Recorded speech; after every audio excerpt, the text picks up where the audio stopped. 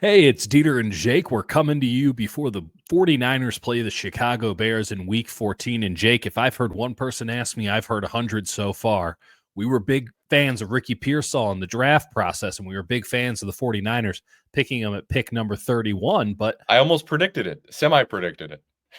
we're not taking half victory laps here, sir. I will say, especially considering the output, at least in the box score of Ricky Pearsall, a lot of people have been asking me, hey, Dieter, first off, what's the matter with your face? Second, what's going on with Ricky Pearsall?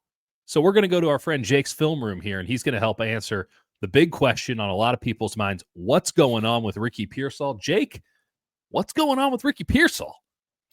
Yeah, it's a great question. I have been asked the same thing, so I dug into it, especially the last 3 games because, he looked really good. I think it was against Tampa.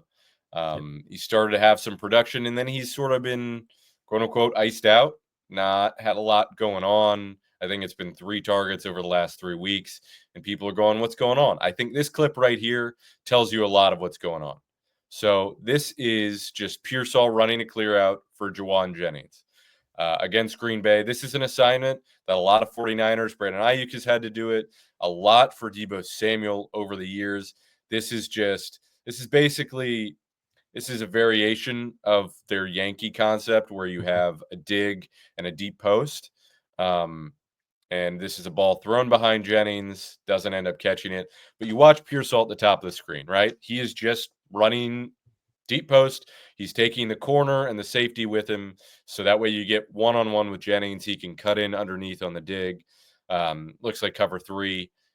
And so that's and we oftentimes talk about, and I would say derogatorily, how Kyle has built his offense to beat cover 3, right? He has such trouble with cover 3 that he's built an offense to beat cover 3. It's one of the reasons that they want to play cover 3 on defense. He finds it so abhorrent, so difficult. This is a cover 3 beater if there ever was one, right? You got and it should have worked. It should have worked. Now it's a bad throw, whatever. We're not getting into that. The point is this ball could never, will never go to Ricky Pearsall.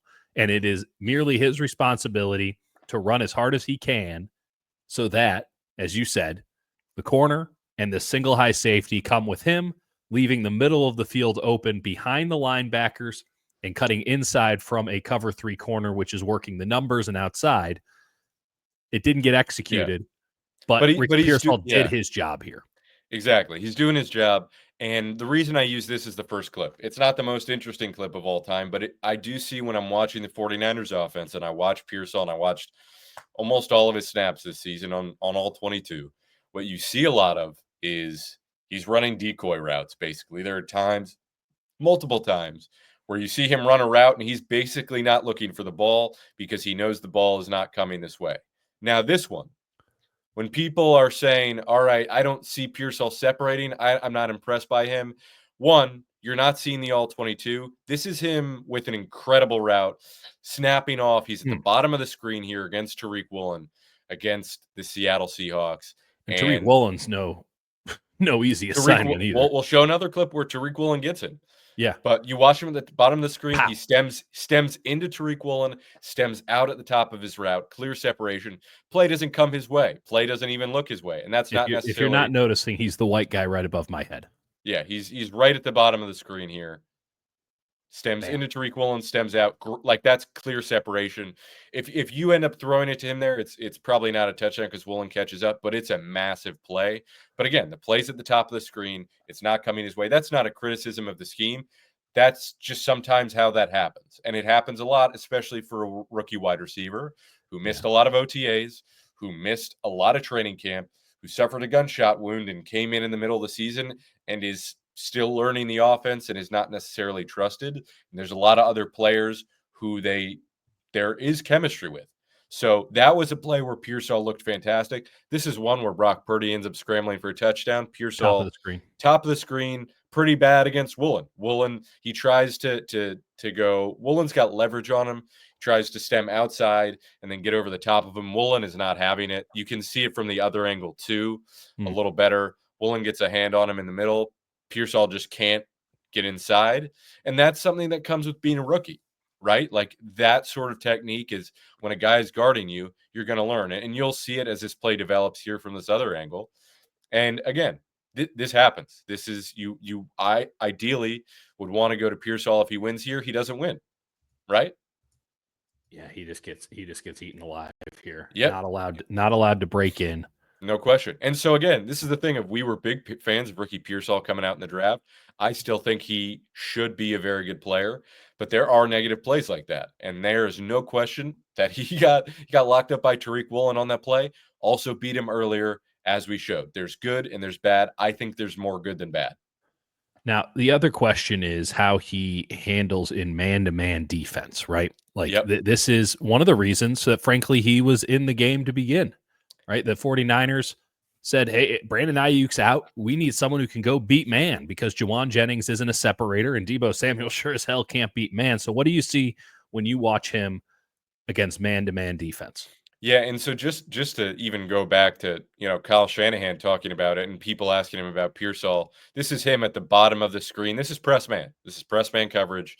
And Pearsall, it's just he snaps in. It's just a little, I don't know, it's not a whip route. It's just a quick in. It's just a Bottom quick of the in. screen here. Yeah, fake left, quick in, gets pressed, snaps off. Not a massive amount of separation, but he separates. Like if he gets that ball, he could run. It's tough to see. You don't get to see the other angle, but he wins. It's not a massive win, but he wins. And so when Kyle Shanahan was asked about Pearsall and how he's playing and whether he's separating versus zone, it's mostly scheme, right? That's just fundamentally like you do get corners that can play you well in zone, no question about it. But they're only carrying you so far based on responsibility. Exactly. If you run the routes as they are dictated, it's mostly, what you do after the catch, what you do contesting it, how crisp your routes are for the most part. Like there is some nuance there, but it's man coverage. That's when you get asked if you can beat him. I think in that route, he wins. This is off man here against a safety. He snaps off to the right on a little post corner route, not a post, a little corner route. This is the safety, who's a very good safety, Evan Williams, playing off man. Pearsall will snap off the top of the screen to the right. But the ball doesn't go his way, and that's something that we've said a lot this season. If you watch the All-22, right? Yeah. Again, that's not the craziest route I've ever seen. I'm just showing you, going through the last few games specifically, what I've seen from him. What I see from him is a guy who, for the most part, runs pretty crisp routes, who is very fast off the ball, who runs full speed when he is running those clear outs and those decoy routes. But for the most part, he is not a primary read in this offense yet. They're going, for the most part, they're trying to funnel the ball through Juwan Jennings, through George Kittle, probably still too much getting to Deebo Samuel. That's happening, I think, a little bit less. We'll see in a game where they pass it, more than 20 times. But I still think Pearsall in that hierarchy is lower on the list. And so I think part of that's a lack of trust and a lack of having practiced all of that stuff. That said, there are definitely times he loses, but I do think for the most part, there are more reasons to feel optimistic about him than pessimistic. He just has not been targeted a lot. And I think that's something that will develop as the season goes down the stretch. I do think he will get more involved in this offense, especially when they're not getting bludgeoned and they're not playing in adverse conditions down the stretch of the season. Well, it seems very reminiscent to me of Brandon Ayuk in the 2021 season, right? This is early in his tenure. Spent some time in the quote unquote. Yeah, the doghouse, I was going to say. And Deebo Samuel and George Kittle were options 1 and 2 in that offense, right? Even Kyle Juszczyk had 30 catches that year. Juwan Jennings had 24. So they had their targets, right? Deebo goes for 121 targets, 1,400 yards as a receiver, which seems laughable now. And then he gets another 365 on the ground. Kittle gets 71 catches, 910 yards, 6 touchdowns. These guys were getting 50, 42 first downs. Ayuk ran a lot of clear out routes for those guys. Ayuk did a lot of dirty work as a primary blocker in the run game for guys like JaMychal Hasty and Deebo Samuel and Jeff Wilson. There was a lot of Elijah Mitchell was the number 1 running back that year. There's a lot of Ullman's work that went into it. And I'm not sure if that was because Kyle didn't trust him or felt he was low on the pecking order or whatever. But this is not the first go-around we've had with a rookie receiver being asked to do the dirty work before he gets the glory. But don't forget, as much as people might question if Brandon Ayuk deserved the full freight of his $30 million, that Brandon Ayuk had a trading bid war for teams that wanted to give him the money, that he did get the money, and that he was a second-team All-Pro last year for the 49ers with an outstanding season overall, going for, what was it, 1,100 yards? No, 1,342. Yeah. Right? Back-to-back 1,000-yard was seasons in 22 and 23. He broke through. He was second only, I think, to George Pickens in average yards per catch. He was arguably the most efficient receiver in the NFL, and I think he was a top 10 receiver last year. 18 yards per reception last year. It was at 15 this year. When it finally started to click for him, it looked pretty damn good. Again, it seems ridiculous because it's a first-round pick, but it was never the intent of Kyle Shanahan to have Ricky Pearsall as a major player in this offense. But it appears to me now that he is playing the Brandon Ayuk role for as long as Brandon Ayuk is out, even if that does mean that he's actually the Z receiver in the offense filling in for Deebo Samuel.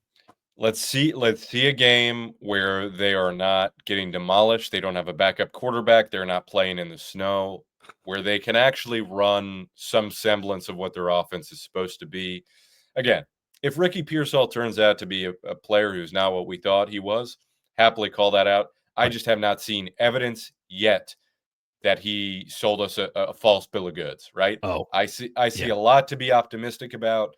I see him losing. A lot of receivers lose, even great receivers lose sometimes in man coverage. He is a rookie, missed a lot of time. I will give him the benefit of the doubt until I see clear reason to see otherwise, and I have not seen that yet. His day has not come. We expect it to come. It could come as soon as Sunday against the Chicago Bears, even with great corners on that team. Something to keep an eye on for the rest of the season if you're the San Francisco 49ers or a 49ers fan, fantasy football fan, anything. Something to keep an eye on here because this feels like it is going to break through here sooner rather than later with Ricky Pearsall. And we know the opportunity should be there as this 49ers season progresses into what we can only presume is an early off season for the reigning NFC champions. Jake, always a pleasure, my friend. Thanks for taking us into the film room. Appreciate you, folks, and stick with us. Like and subscribe if you so choose, or leave a spiteful, hateful comment. That is your choice. I prefer the alternative, but hey, go for it. All right. Have a good one.